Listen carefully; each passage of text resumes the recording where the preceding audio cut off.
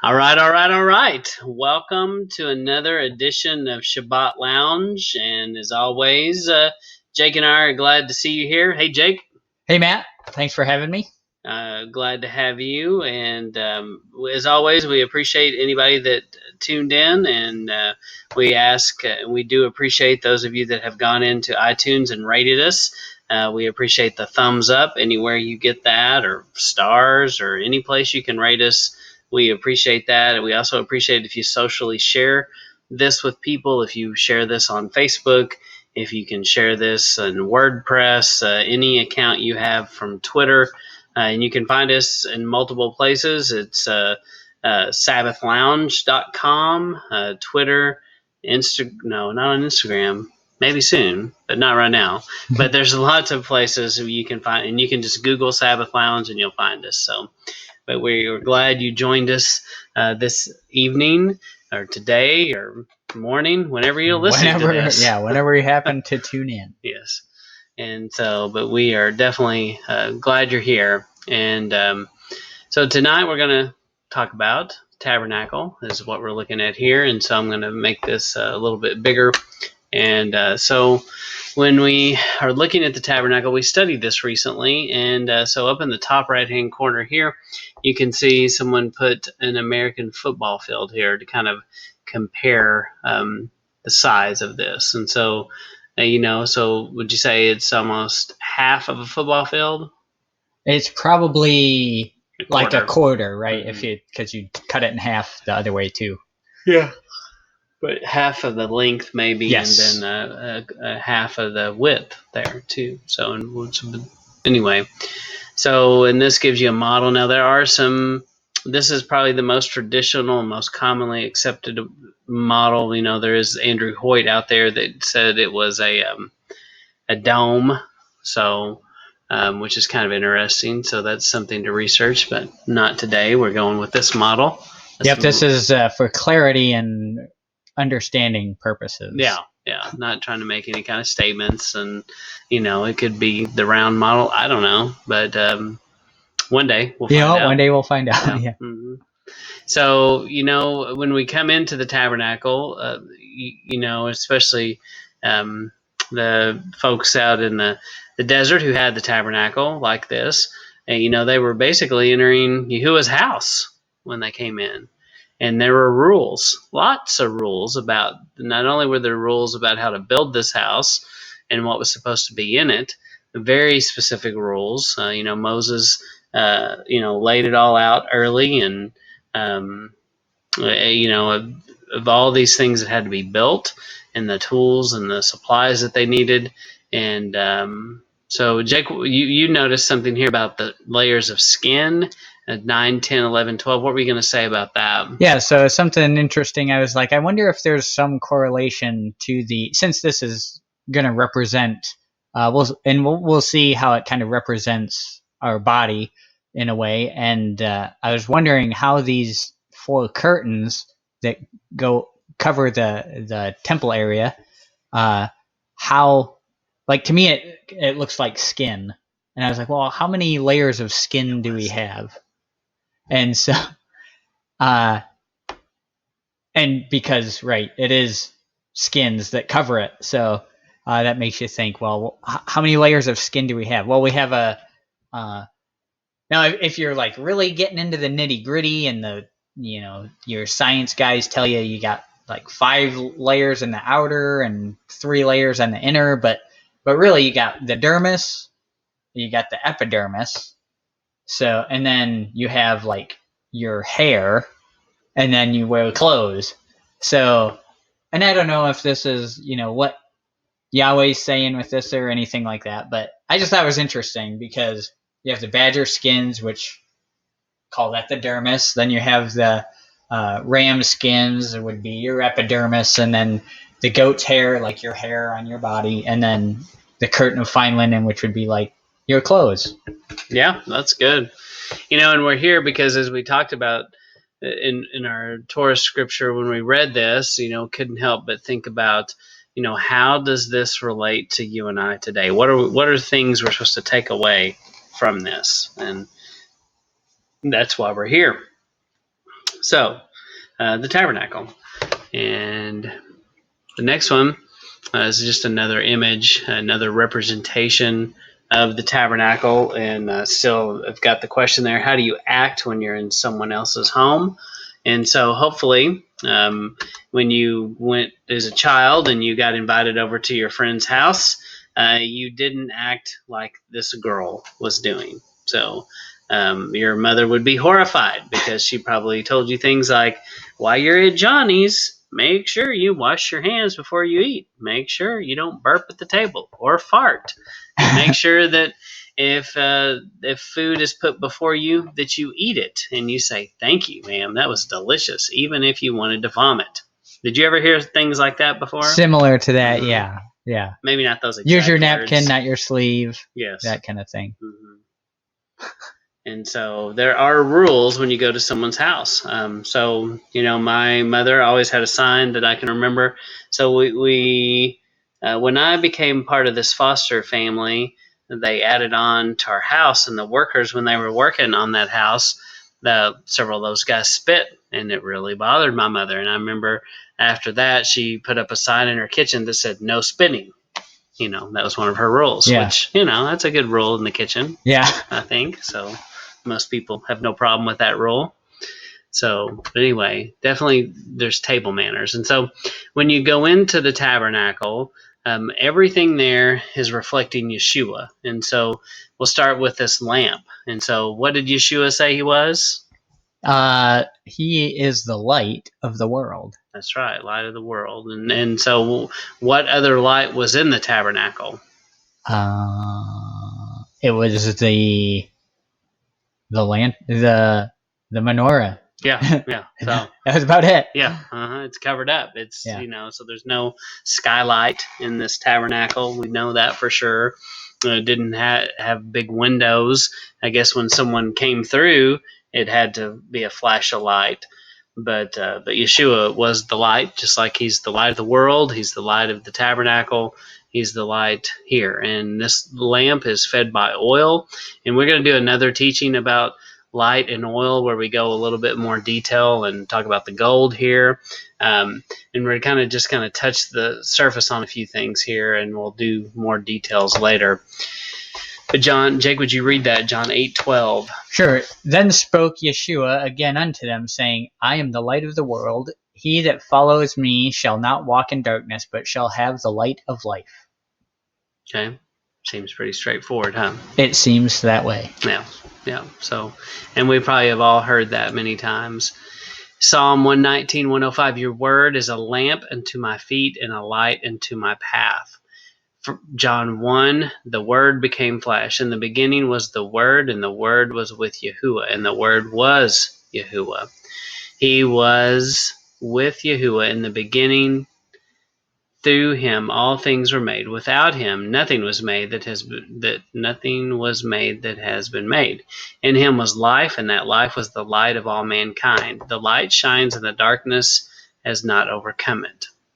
So right there in John, he tells us what these things are. So let's just kind of take a minute here and put these two passages together. So what is the lamp?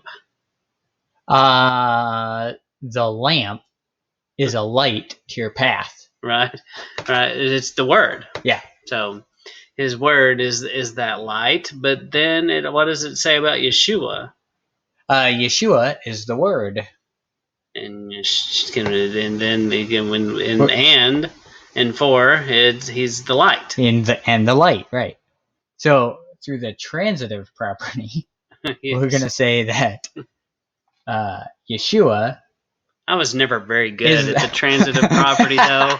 So I was the student that had to take, I don't know what it was called. It was Math for Dummies, remedial math, maybe. Okay. And I remember at some point taking that, and I took Algebra 1, and I did make it to Algebra 2, but it seems like I failed at least 6 weeks of one of those. Okay. So you were speaking of things that kind of make me want to curl up into a fetal position and cry for my mother. So this is beyond. Okay. let me break it down for you. Okay. So if A equals B and B equals C, C square? then A equals C. All right. I got So it.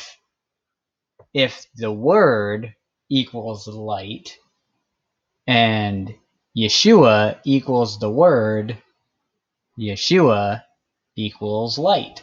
Exactly. Right. So Exactly. I think that's what we're trying to get at. Yes, yes. And with the Pythagorean theorem, we'll leave that one out for today. And that A squared plus B squared equals C squared? Yeah. Okay. All right. Hey, I got You something got right. You got it. I remembered something. I did well in geometry. I like geometry. Geometry's I fantastic. got geometry. Well, then you would have been able to make a tabernacle. Yes, apparently so. That's all it took.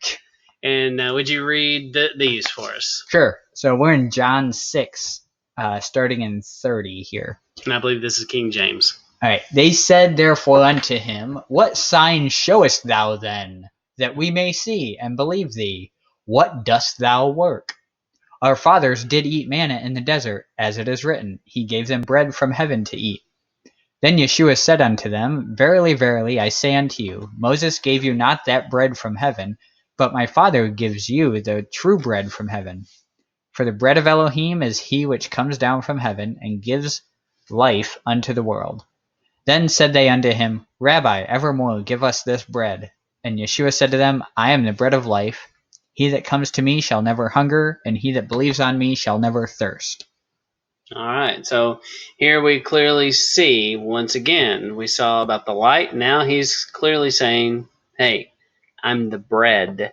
I am the true bread. Your forefathers had bread that didn't satisfy them, but I have real bread that satisfies you. You won't ever, when you come to me, you're not going to hunger. You're not going to thirst ever again. Right. So how does that tie in with the tabernacle, Matt? Yeah. So in the tabernacle, we definitely have the bread represented, and we have the light represented. The bread is the show bread. We saw it in that earlier slide when it's spelled funny, like they spelled it SHEW. But clearly that bread and the light are representing Yeshua. Yeah. And though they were there, he was there all along. Right. From the beginning. And and so we've got the picture there of this rendering from this video that we have. And so I think it's pretty interesting to take a look at this. And so we're just going to play a section of this, and as it goes in to, and it shows the different skins, and then the incense burning on the altar, and a close-up of the lamp, which is Yeshua, and the bread, which is Yeshua. And did we not discuss? I paused it just too slow there. That those frankincense, maybe incense on the table, and the vessel you said was for liquid offerings. That's correct. And some people said that these were 12 cakes representing the 12 tribes. Right. Which is kind of interesting. So. But Yeshua is saying, I'm the light and I'm that bread that are right on that table. And so if you've never checked this out, it is kind of interesting to see some of these animations of how the tabernacle was put together, what it might have looked like, what was inside of it. We clearly don't know for sure. But boy, every time I see that, what do you think of right there when that happens? Why don't you tell me what you think of? I think of, I can't believe you don't know this. I think of Indiana Jones and the when they open up the ark and all their faces melt. Oh, yep. See, I was thinking, that reminds me of something biblical. Oh, yes. Yes. Sorry. I wasn't sure where you wanted me to go there, so I figured you better take it. Yes. You weren't picking up the sticks I was laying down. No. So sometimes it's Shabbat, so. Yes. Sometimes I don't even pick up these sticks. So did we do? Yeah, we read. No, we did not read this. Yeah. So let's get back to this. John 6:36. Would you read that? Sure. But I said unto you that you also have seen me, and believe not. All that the Father gives me shall come to me, and him that comes to me I will in no wise cast out. For I came down from heaven, not to do my own will, but the will of him that sent me. And this is the Father's will which has sent me, that of all which he has given me I should lose nothing, but should raise it up again at the last day. And this is the will of him that sent me, that every one which sees the Son and believes on him may have everlasting life, and I will raise him up at the last day. The Jews then murmured at him, because he said, I am the bread which came down from heaven. And, and when I read that, it's that verse 41 that I really wanted to focus on. You can almost see them in the background with their hands in their ears, just like, I can't believe he said that. So why do you think that was so upsetting to them? Clearly it bothered them. They murmured. I see them pointing a finger saying, blasphemer. So I think that's kind of the thought process there. Yeah. And clearly they knew what was in this tabernacle, and they knew these things, and they knew that he is making a connection, that all those things were connected, and they knew it. Yeah. So in our modern mind, sometimes we don't connect it that way. And then Matthew 26 for us. And as they were eating, Yeshua took bread and blessed it and brake it and gave it to the disciples and said, Take, eat, this is my body. And he took the cup and gave thanks and gave it to them, saying, Drink you all of it. For this is my blood of the New Testament, which is shed for many for the remission of sins. But I say unto you, I will not drink henceforth of this fruit of the vine, until that day when I drink it new with you in my Father's kingdom. Well, we'll go back here, if I can figure that out. Okay. So once again, he's telling his close friends here, his disciples, this bread is me. I am the bread of life. And they clearly, they started to understand it. Did they completely understand it? You can make an argument for sure that they didn't quite understand what he was saying.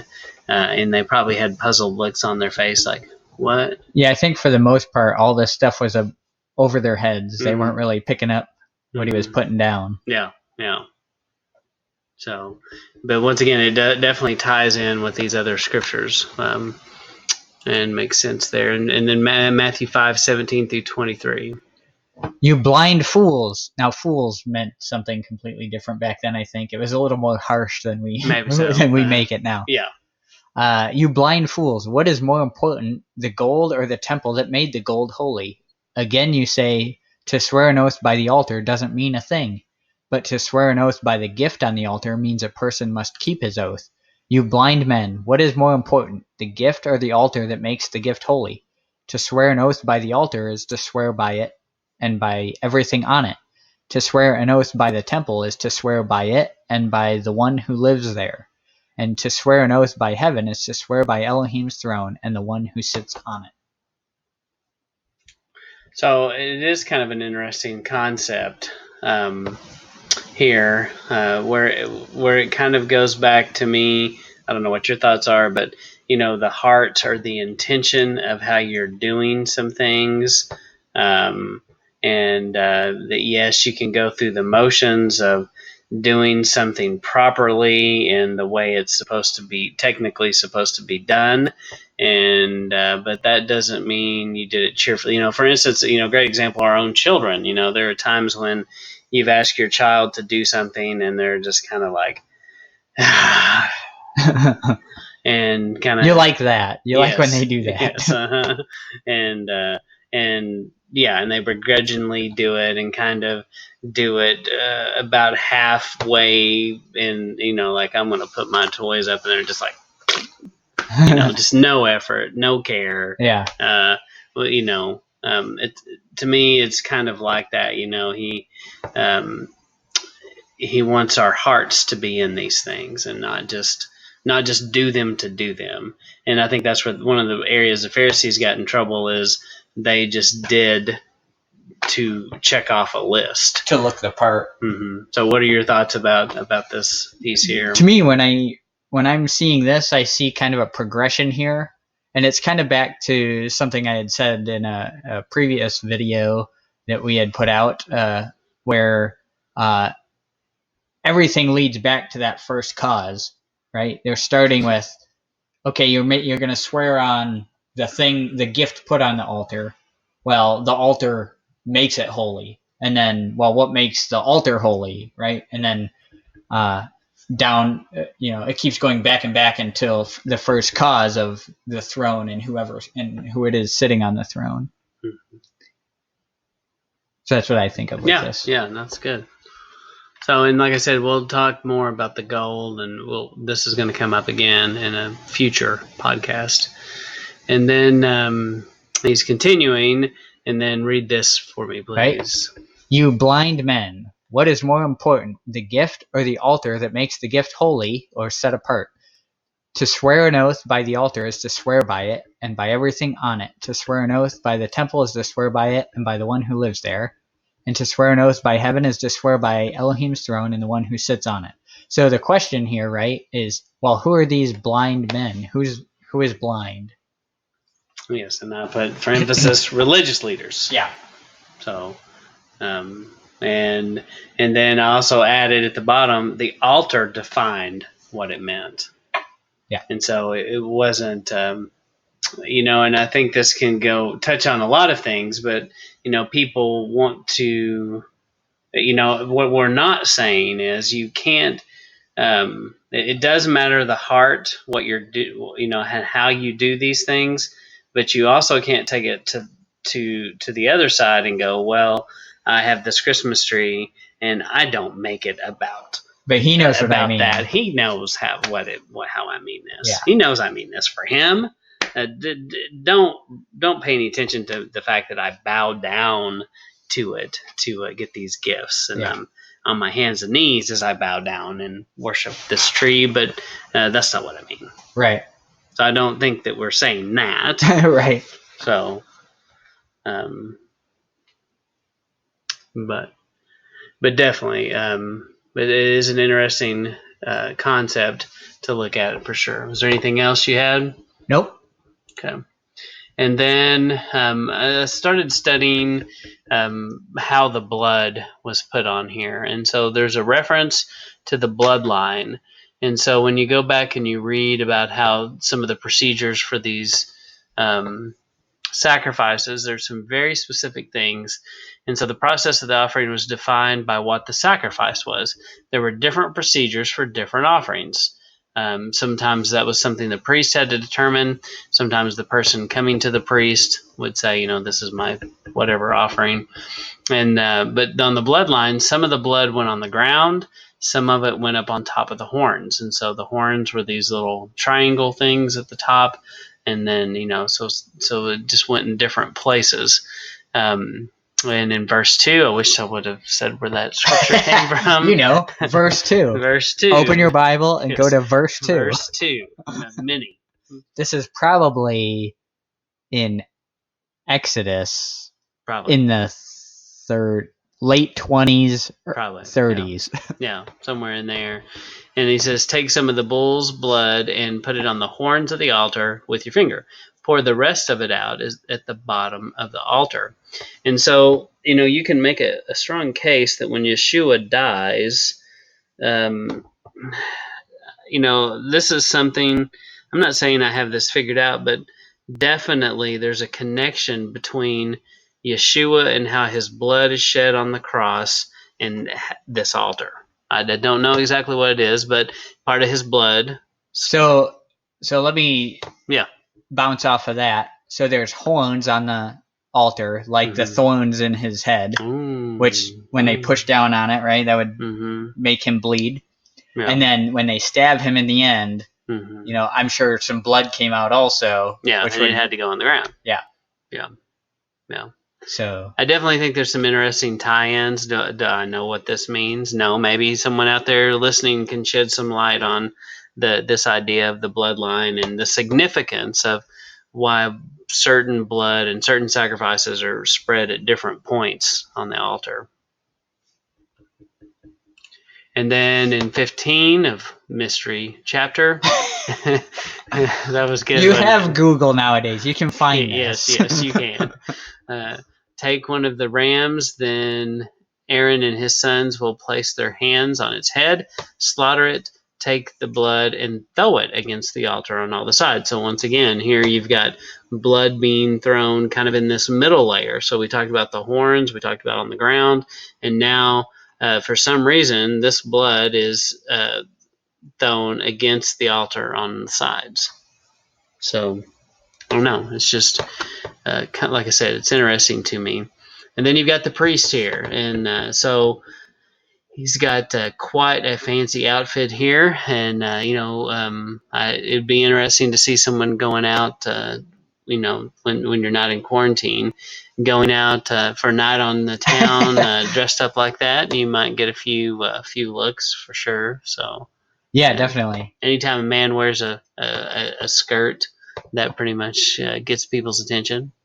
Yeah, and being a man and not being intimately aware of the garb of a lady. Yes. Yes. It looks to me more like a dress than a skirt. Maybe so. Maybe. Yes, I don't really know all those terms very well. I'm glad you do. I'm all over it. Yeah. Yes. So I clearly know all of that. Yes, you do. And so in this one, it says, take some of the blood that's on the altar and some of the anointing oil and sprinkle it on Aaron and his clothes and his sons and their clothes. And this way, Aaron, his sons, and their clothes will be holy. So once again, this time the blood is going on the person and on their clothes. So, it seems kind of like a bloody mess for one thing, for sure. So, on Aaron and his garments, right? Mm-hmm. So this is, all right, I was right. We're in Exodus chapter 29. So. Okay, good. Thank you for helping me be straight. Now, wait, go back to that real quick. If we got a second. Oh, did I go back too far? Go back. No. Back. There you go. So early on, like in our Torah walk, we're like, we're like reading through this, and we were in this position of, we're not taking anyone's word for any of this stuff. We're reading it for ourselves and see what we come up with. That way we can tell if people are trying to mess with us when they tell us what these things are saying. Right. And so I have a picture somewhere of, we were reading through this with the kids, and I'm like trying to draw out this guy in these clothes, and he looked kind of leprechaunish, but to me, I thought it was a fantastic drawing, and it almost lines up with this. So I was impressed with how accurate we were able to get it. So you don't need this stuff to understand your Bible. Just read through it, think it out logically, take your time, and you'll come up with the way this stuff's supposed to look. Yeah. But yeah, it's very similar to this. Yes. Mm-hmm. I wish we had your drawing here. We could pop it in here. I'll find it somewhere. And then people could vote. I know I still have it. I'll find it somewhere. Yeah, we should show it to people. And then once a year, Aaron must make peace with Yahuwah by putting blood on its horns. Once a year, for generations to come, blood from the offering must be placed on the altar to make peace with Yahuwah. It is most holy to Yahuwah. And so this is the blood going on the horns, which Jake also ties into exactly what you said, because once a year, this is talking about the Day of Atonement, wouldn't you say? Yes, I would say that. Yeah. And so clearly there is a direct connection with the Day of Atonement in Yeshua, for sure, and the blood that was spilled, making atonement for our sins. So, and then in Exodus 29:10, would you read this on the left-hand side? All right. Bring the bull to the front of the tent of meeting, and Aaron and his sons shall lay their hands on its head, slaughter it in Yahweh's presence at the entrance to the tent of meeting. Take some of the bull's blood and put it on the horns of the altar with your finger, and pour out the rest of it at the base of the altar. So once again, you have them doing it on the horns and pouring it out. So And so you've got two different places where the blood is put.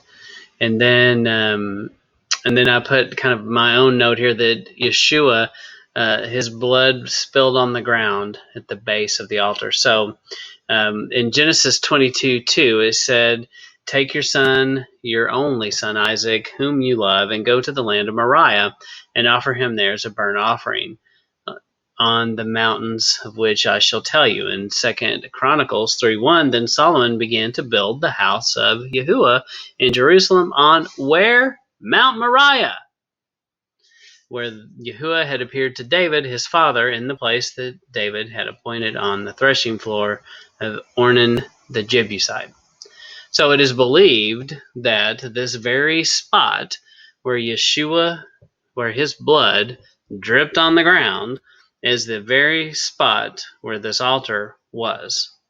Right. Yeah. It's the understanding is that where Isaac was offered and where the temple was is the same place that the cross stood, the Staros, when Yeshua was put on it.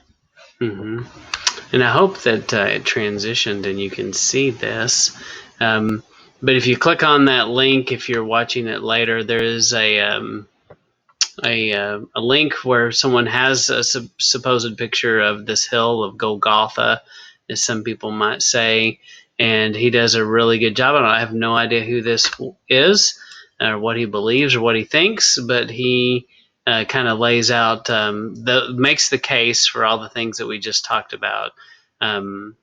And he does the tabernacle, and he talks about the sheep gate, Damascus gate, and then he shows you Jeremiah's grotto and the hill of Calvary, and about Ezekiel and his connection. So I don't know. It's definitely an interesting concept and something worth spending some time researching if you find yourself with time on your hands, which some people do. So especially right now. Yes, that's right. So I need to go. There I am. So anyway, that's definitely an interesting tie-in to some of that that we just talked about. And then I put this chart in there. So in the Torah reading, we are about to go into a section where we're reading about some offerings and some very specific details. And so this person, don't know who they are, they divided it into a sweet, savory, and restoring. And so they classified them as a peace offering, meal offering, burnt offerings, trespass offerings, and sin offerings. And it shows you the gifts that were used for the different kinds. And, one thing that I noticed, because I read ahead, and about there's an exception made for poor people in this, which is pretty fascinating. And not only it's multiple things. So like if you can't do this, then you can do this. If you can't do this, you can offer some flour, and like everybody can offer flour. Right. So, but then there's some work. There's what I like about this is there is a our part, and there is the priest part, which is okay. So that's an interesting concept just by itself, because a lot of people today they do believe in, and my wife hates it when I say greasy grace. Got that greasy grace. Great God's a goose grease. So that's what my grandmother said. Okay. So, but this concept of greasy grace, where you don't have any work that you have to do. Don't you think that that's what a lot of people think? I think a lot of people think that he's done it all, and my contribution is filthy rags, so I might as well not even put forth an effort. Why try? Yeah. Plus, hey, we're all saved anyway, so That's right. So why try harder than I need to? Mm-hmm. Why try harder? Put that on a t-shirt. Yeah. So, but our work. Patent pending. Yes. So the part here, so like for instance, this burnt offering, they had to bring it to the tabernacle. They had to lay hands on it. They had to kill it. They had to skin it, wash it, give it to the priest. So that was what they had to do. They had to grind the grain. They had to, and so you've got a similar thing. the peace offering. They had to open it, kill it. Well, what did they do first? Kill Lay it and then hands. open it, and take out the kidneys and give Yahuwah the fat and the kidneys. And so then the priest had a tremendous amount of work to do. And so what else do you see in here, Jake, that you want to point out? A lot of it, we don't get any of that. It's for Yahweh. It's not a sacrifice if we're gaining from doing it, right? Mm-hmm. And then, at least in the initial, right, you do gain, right? Mm-hmm. Like if you think about chess, when you do a sacrifice move, you do gain from doing that. Otherwise, you wouldn't do it. But in the initial, right, every illustration is going to break down, people. You get what I'm saying? Yes. But yeah, you have to. It's you giving, not what am I getting out of it? Yeah, that is a great way to look at it, because so many people look at everything of what do I get out of this, Mm-hmm. and it's not about you and I. And I think that's where a great departure has to happen when you go on this journey. And is if you find yourself starting on this journey, you're going to find that you have to reckon with that a lot. That you start facing the reality of so much of what you did in the name of religion, you justified by what you got out of it, what it made you feel like, and all of these things. When it comes down to it, there's some stuff he doesn't care, I don't think, how you feel about it. He said, This is what you need to do. Yeah, whether you like it or not. Yeah, it's like what you do with your children. Do you care that they're like, I don't feel like picking up my toys? Do you really care? No, toys need picked up. Yeah. So, but you would have compassion on them if there's an issue, and you might listen to them. And I think he does that to us too. He listens. Right. I don't think he's as much interested in our comfort as he is in our purification, as in our growth. Mm-hmm. I think obedience. Yeah. And once you find that you're comfortable, it's probably not going to last very long if you're being obedient. Because it's meant to, hone you in the fire. So you're supposed to be getting pruned, right? Do you want to be pruned? We should be wanting to be pruned. So we're that bearing good fruit and all that. Yeah, that's good. And then there's a concept in the scripture about this perpetual fire. And once again, I think it's Leviticus 6:13, where it says the fire must be kept burning on the altar continuously and never go out. So a perpetual fire. So why was the fire in the altar to burn continuously?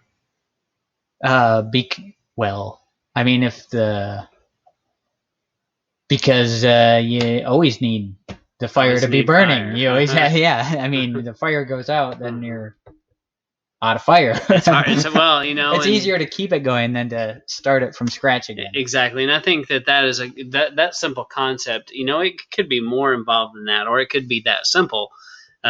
Those of us that have grown up where you need a fire and you got this little thing you click, it's like instant fire. They would have loved to have something like that. Yeah. They had to work up a sweat to start a fire, and they might not start a fire. And so, yeah, it was a big deal. You didn't just put out a fire lightly. Yeah. And so then I do have this, but the priest, so in the scripture that we read not long ago, it didn't really a sled. I just realized I had a sleed. A sleed, yes. I've been a sleed, but only once. I've repented. Sorry, I started looking at that and then I couldn't focus anymore. So that I didn't find this in scripture, but I found this to be rabbinical kind of tradition. This is what people have taught, that somebody had to keep this fire burning all the time. He said, "Don't let the fire go out." I mean, right. who wants to be the guy that was like, "Oops, I let it go out. Yeah. I don't think it would be good. No. And nobody wants to find out what happens. And so they had the duty of keeping this fire going.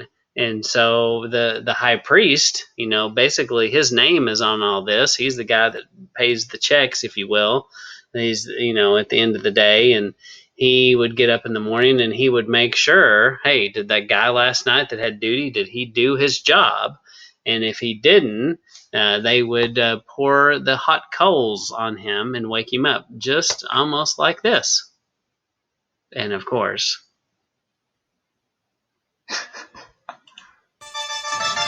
I have to play it back here. You missed this.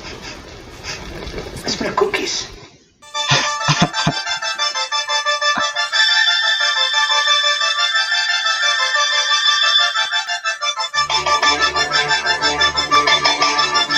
Stop, drop, and roll. Right. Wait, you mean it's not run fast and get oxygen into that flame? So my children hated that video, but I had to include it. So, and I'm not saying I endorse Jack Black, and do I think he's somebody that I want to idolize? You're not looking up to Jack Black? No. But did I laugh when I watched this? Yes, I did. I did laugh. So, but that's probably how you wake up if you're dead asleep and somebody throws hot coals on you. Yeah, if you're I mean, if I was camping and someone was supposed to be watching the fire, I think I might wake someone up that way. Sure. And I think that you would probably, natural reaction is probably to get up and run. Yeah. So, and especially dead asleep, you don't really know what's happening, but this hot and you're trying to do something about it, and that I could see that being your first reaction. I do not condone violence. No, we condone burning people. And also, you probably would get made fun of if you're that guy. You would never live that down. Like, oh, you remember that time you fell asleep and you got lit on fire? You would. The things that we rednecks find funny. Yes. Yeah. So, but this whole concept of this perpetual fire, it's kind of like cooking a brisket. If you've ever stayed up all night cooking a brisket over hot coals, you have to pay attention to it. So, but we are going somewhere with the perpetual fire. So the high priest comes in to check on the fires, and he might come as a thief in the night. So that's kind of what we see here in Revelation 16:15. Would you read that? See, I am coming like a thief. Blessed is the one who remains alert and doesn't lose his clothes. He will not have to go naked and let others see his shame. Well, that's good. So nobody wants to see that. No. So it's almost like, let's see, the one who remains alert doesn't lose his clothes. So the one who doesn't remain alert probably loses his clothes somehow. And why do you think he would lose his clothes? Perhaps they were burnt off of him. Maybe so, burnt off, and he shucked them as fast as he could, because these were not clothes. Do you think these clothes were flame retardant? They had all the chemical flame retardant of the day, I'm sure.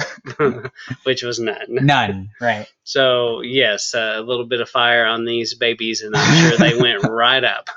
There was no problem. And they're in a desert setting. It's dry.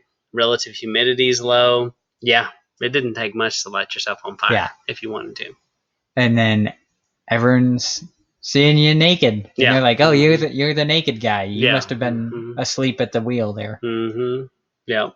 And so, but I thought this was an interesting concept to tie these two together, these two concepts. And I believe that when Yeshua says these words, people may have had that understanding about the high priest, and they've heard about these stories about some guy going naked for this very reason. And then it ties right back to the parable of the virgins about being ready, because he is going to come back like a thief in the night, but he's not like a thief in the night to the virgins that were prepared. They're ready. They know he's coming back. They're anticipating it. They're ready. Yeah. And don't you think that's a difference? Yeah. I think the thief aspect is I don't sit up and know when the thief is coming kind of situation. Mm-hmm. And if you're always prepared, then then you're ready for that whenever the thief does come in. Right, and I hate to keep going back to it, but this is going to be dated at some point. But there's this virus thing that happened, and yeah, it was kind of a big deal. You may have heard about it. Even in the past, you'll probably talk about this, and those that were prepared, no big deal. There are people that had put money in silver and gold, physical possession. They put money. They had cash on hand. They had food supplies and food reserves, and they had go bags prepared, and they had a plan, and they were prepared, and it wasn't too big of a deal, as opposed to the other people who clearly went into panic mode, right? Because they're like, oh my gosh, I made fun of all those people that did that before. Right. And what do? They go out and do that very thing that they had made fun of. Yep. Which is kind of ironic. Yeah. But it is kind of a rabbit trail, but not really, because it's about being prepared. Yes. So, and it shouldn't sneak up on us. So I made this really big, I guess, for the seniors out there in the audience. Hope you can see that without glasses. This is the only slide you'll be able to read. So Jake and I both can take off our glasses. At least I can. Now, can Jake? I don't know. But I can read that without my glasses. Yeah, the top is, if I squint, I can see the top one. But yeah, I can see that. That's good. That's good. I'm just as surprised as you that I could see it, though. So when I do take my glasses off at the eye doctor, I do often go, I might be blind. Or sometimes I will mess with them, and they'll go, like, can you read that top letter, which we already know, everyone already knows it's E. Right. Like, why don't you change it at some point? But yeah. And so I'm always like, is that M?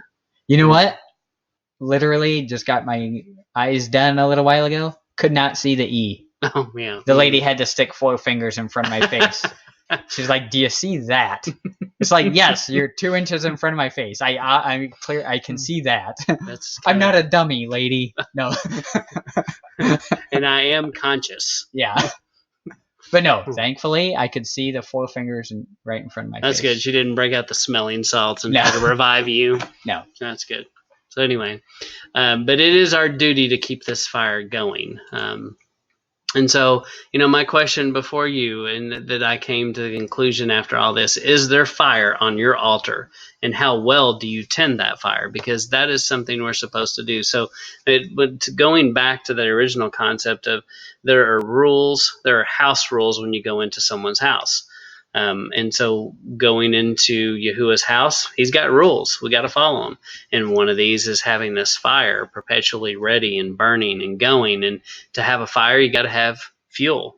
Yes. And so that means that, and so generally in my life, if there's going to be a fire, somebody had to go chop the wood. There was some work to prepare that fire. And just like this, there's work that we have to do to prepare that fire inside of us, and we have to put things in order, and they go in a certain way in a certain place. And that's what all this, to me, that's what I got when I read this, is I was supposed to work on the inside workings of my own altar, because let's face it, we talked about the tabernacle, our bodies being a tabernacle, and how they're temporary skin covers. Yeah. Yeah, and you're right. It's a good point that there is this prioritization, an order to how you go about it. And Yahweh is not an author of chaos; he's an author of order. And if you do the things in order, then it works out. Mm-hmm. And I have known people in my life that I think at different times they were put in my life because I had something to tell them. And, and I realized one of the things that I had to tell these particular people were they needed to get their private life in order. And it's this concept. They were afraid to be by themselves, and they were afraid to deal with the garbage that they had. And we all have garbage. Stuff's happened to all of us. And you have to sit down and take care of that stuff and clean your house, clean the altar, put it in order, and know what's there. Take inventory of what's there, what you need, how to proceed, and that requires you being alone with yourself and thinking, and being alone with the Father, and He'll help you clear that out. But you have to be willing to take that step. And I think in today's world, too many, and that goes back to what we're seeing in our society today. People are being forced in some ways to be alone, to set some time apart, and they should be working on their altar and in the tabernacle inside of them. But are they? I don't know. Right. Yeah. In your free time, are you putting effort into building and keeping your fire going? Mm-hmm. And I ended up walking away from some of those friendships because I got so frustrated at the end. I felt like I was in their life to try to help show them some of these things, and they couldn't accept it. They couldn't listen. They couldn't understand. They couldn't process, and they filled their life with so much busyness and garbage and junk. They filled it with all the wrong things. They filled it with, as we read later about, seeing if you could read my mind, but you couldn't. So, strange fire. So Okay, they fill their life with strange fire, unauthorized fire, and so that definitely comes up here in the Torah soon. But it goes back to what you said about there's a particular way, a particular fashion it's supposed to be, and you definitely don't want to build it on with strange fire. Right. Yeah, and another thing that comes to mind is you don't want to. People tend to like save up all their. Well, I'm not going to read all week, and then I'll read all of it like at once, or something like that. Whereas we should be constantly stoking the fire. Mm-hmm. And when you do it like all at once, it's like you're throwing big logs on the fire. You're trying to start your fire with these big logs, and that doesn't. You got to start with the little sticks, and then the little bit bigger sticks, and then that's how you grow a fire, and to a point where it can burn those big logs and keep going. Yeah. But it might be fun to watch you try to start with the big stump in the fireplace and see you try to build a fire. Light that with a match. Yeah. Good luck. Or rub two sticks together and see if you can start on fire. Yeah. That'd be impressive. If you can do that, send us the video of that, of the success. We don't want to see it fail. Rubbing sticks together and lighting a big stump on fire. Yes. And like one take, one try, without cheating. Without using any kind of accelerant. Right. So, bottom line is, I kind of wanted to close it with this, and it's kind of what we see in the world today. So, somebody left this with me. I saw this somewhere, probably on some social media site, and it really spoke volumes to me about in the concept of the Passover, where we have the blood on the doorpost. Yahuwah doesn't check to see who's in the house. There's no check to see who's in the house. Are they worthy? What he did is he checked to see if there was blood on the doorpost. And so none of us is worthy. And so anyway, I just thought that was an interesting concept. That really spoke to me that week that we were dealing with this Torah passage. I know it's kind of like, does this fit in there? Not completely. I don't know. What are your thoughts? I think we're talking about the sacrifice, right? Mm-hmm. Mm-hmm. That was given in the tabernacle. That was Yeshua, and I think it fits. Yeah. It works. But I do think it's an interesting concept that I hadn't thought much about. That it's not like he was peeking in the door to go, oh, no, you haven't been good. It was the fact that they had been obedient and they did what he said. Yeah. And that's what they're looking for. Because we know there were pagan people that had watched all these things that had happened, and they're like, hey, what are they doing? Hey, what are you doing that? And they explain, they're like, I'm going to do that too. Yeah. Okay. Yeah, I'm going to try that out. That sounds good. Whatever you say. That's what I'm supposed to do, I'm going to do it. And I think that is something we're going to see again. the Bible does tell us there's going to be this greater exodus that's going to occur, and it's going to make this first exodus look like nothing. And so I think that the time that we're living in is a time in which people are getting prepared and getting prepped for that concept, which is hard for us to imagine because we have a really good life here in America.